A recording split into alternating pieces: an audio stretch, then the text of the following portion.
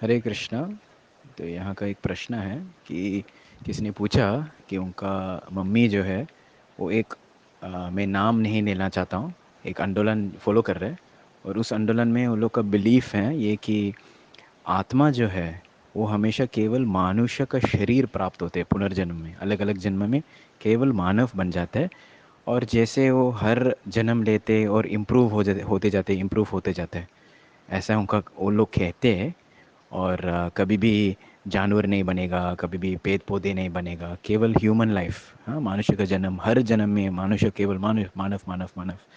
तो उन्हें पूछ लगी कि ये इसको कैसे मतलब टैकल करना, कैसे सॉल्व करना इस सिद्धांत या उसका जो बिलीफ है। सो अगर हम देखेंगे कि जो हमारा वेद शास्त्र है वो कभी ऐसा नहीं कहते, क्योंकि बहुत सारे श्लोक आते हैं। खास करके हम भगवद गीता में देखेंगे तो यम यम वपि स्मरन भावम त्यजन्ते अन्ते कलेवरम तम तम एवैति कौन्तेय सदा तद्भाव भाविता। जो जो चीज़ हम याद करते हैं, जो जो चीज़ हम चिंतन करें पूरे जन्म में, जब भी अंतिम वक्त जब भी हम शरीर छोड़ते तो वही चीज़ निश्चित हम प्राप्त करेंगे। तो अगर समझो किसी के पूरा जीवन भर जानवर जैसा जी रहे हैं, अत्याचार कर रहे हैं, अटैक करते, मर्डर करते, डाकूगिरी करते, जानवर जैसे टॉर्चर कर रहे हैं किसी को, तो इस व्यक्ति को अगले जन्म में कैसे मानव बनेगा? अगर इस जन्म में भी वो जानवर जैसा जी रहे हैं, तो प्रकृति का नियम के इतना पावरफुल है कि अगर आप जानवर जैसा जी रहे हैं तो अगले जन्म आप जानवर ही बनेगा, क्योंकि वो आपका शूटिंग है।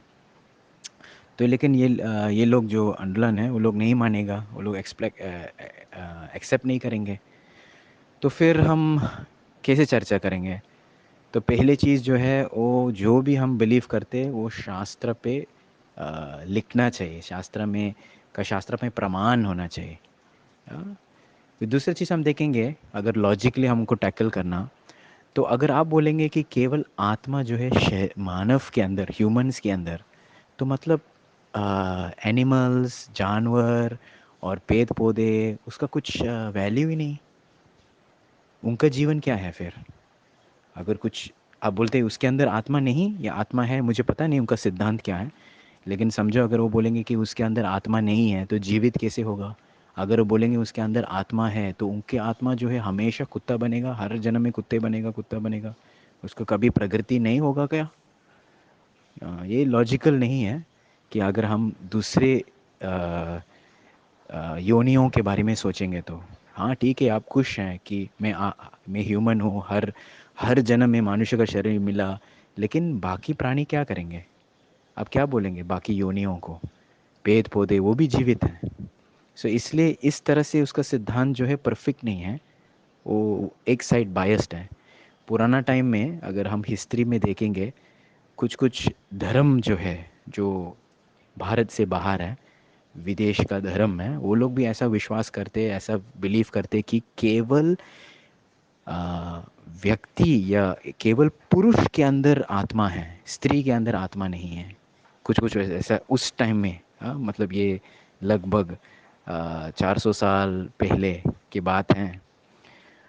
उसके बाद ने वो लोग ने स्वीकार किया, ठीक है ठीक है ठीक है, दोनों पुरुष और स्त्री के अंदर आ, आत्मा है, लेकिन पशुओं के अंदर आत्मा नहीं है।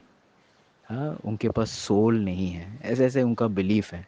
अभी भी ऐसा ऐसा धर्म जो है, जो भारत से बाहर से आए हैं, वो लोग भी ऐसा विश्वास करते कि जो ह्यूमंस के अंदर है उनके अंदर आत्मा है, और बाकी जानवरों, पेड़ पौधों, उनके अंदर आत्मा नहीं है, जैसे इस आंदोलन कहते हैं।